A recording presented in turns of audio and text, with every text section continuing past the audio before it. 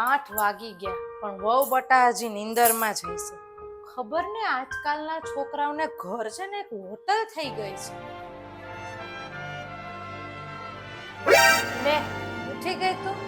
હજી ઘડીક વધારે હુવાય ને? અરે મમ્મી થોડીક વાર તો સુવાનું હોય ને, પછી આખો દિવસ કામના ટેન્શનમાં જ જાય છે. હા, કામ કર્યા વગર તમારે કામનું ટેન્શન? આ હાડી નવી વાત સાંભળવા મળી હો. મમ્મી ખાલી ઘરનું કામ જ છે ને જીવન નથી, થોડુંક છે ને પોતાના માટે જીવવાનું હોય છે. થોડીક બટા કામમાં મદદ કરીને તો સારું કહેવાય. હવે એકલા હાથે બધું કામ નથી થતું મારાથી. પણ મમ્મી તમે તો બધા કામમાં એક્સપર્ટ છો ને, તમારે શું મારી જરૂર પડે? હવે થોડુંક તારે કામ શીખી લેવાય ને શીખવા હાટું થોડીક મદદ કરી લેવાય, તો જ ઘર ચાલે. મારે છે ને આવું ઘર ચલાવવું નથી જ્યાં ફક્ત કામ કામ ને કામ જ હોય. મારે છે ને હવે આ ઘરમાં રહેવું નથી, મારે અલગ રહેવું છે. આ રોજની ટોક ટોકથી હું કંટાળી ગઈ છું, એટલે મારે હવે અલગ રહેવા જવું છે. તને ખરેખર અહીંયા રહેવું નથી ગમતું? હા મમ્મી, મારે છે ને હવે મારી રીતે જીવન જીવવું છે. બધી વાતમાં અહીંયા છે ને બધાને બધું સમજાવવું પડે છે. બટા મારી રીતે જીવવું ને એટલે આ બધી ફરજથી ભાગવું થાય. ફરજ માત્ર બાંધી દેવા માટે નથી. હું નોકરી કરું છું, હું મારું જીવન પણ જીવું છું. હું માત્ર રસોડામાં મારી જિંદગી કાઢવા નથી માંગતી.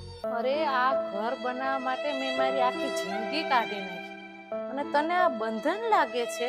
મમ્મી તમારા માટે આ ઘર હશે, પણ મારા માટે તો છે ને એક જવાબદારી છે. બટા ઘર છે ને દિવાલોથી નથી બનતું, સંબંધોથી બને છે. પણ મને એવું લાગે છે કે હું તને સમજાવવામાં થોડીક મોડી પડી છું. સમજવા માટે છે ને બંને તરફથી પ્રયત્નો જોઈએ, એક તરફથી કાંઈ ના થાય. જ્યાં સમજ અને સંવાદ ના હોય ને ત્યાં ઘર પણ બોજ બની જાય છે. જ્યાં અહંકાર વધારે હોય ને ત્યાં સંબંધો પણ તૂટી જાય છે.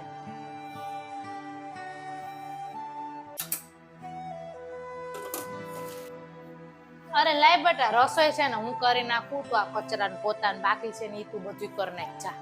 અરે ના મમ્મી, એ તો હું છે ને રસોઈ કરીને પછી કચરા પોતા કરી લઈશ. સમતા તમે નિરાતે બેસો ને આરામ કરો ને. અરે હું નવરી જ હતી તો પછી તારે આજ કામ વધારે હતું તો રહી ગયું કામ, તો હું રસોઈ તને કરી દઉં, તું કચરા પોતા કર નાખ ને. મારે કાંઈ કામ નથી બાપા. હા તો વાંધો નહીં. મમ્મી એક વાત પૂછું? હા બોલ ને. તમે ના હોત તો હું આ ઘર એકલી કેવી રીતે સંભાળી શકત? અરે બટા એકલું તો કોઈ ઘર ના સંભાળી શકે. બે પેઢી ભેગી થાય અને હરખા વિચાર મળે ને તો ઘર સારું સંભાળાય. અમારા અનુભવ હોય અને તમારા નવી પેઢીના નવા નવા વિચારો હોય. જો બે ભેગા મળી જાય તો ઘર એવું સરસ સંભાળાય જાય કે વાત જવા દે. એટલે અમારે છે ને તમારા નવી પેઢીના વિચારને અપનાવવા તો પડે જ થોડા ઘણા. આજની બધી સાસુએ સમજવા જેવી આ વાત છે કે આપણે છે ને નવી પેઢીના વિચારને અપનાવવા જ જોઈએ. આપણી જૂની પરંપરાઓને પકડીને ના હાલવું જોઈએ. જો આપણા બંનેના વિચારો મળી જાય ને તો આ ઘર છે ને સ્વર્ગ જેવું બની જાય, અને ના મળે ને તો ઘરમાં ઝઘડા થવાના કેટલા બધા કારણો ઉત્પન્ન થઈ જાય છે.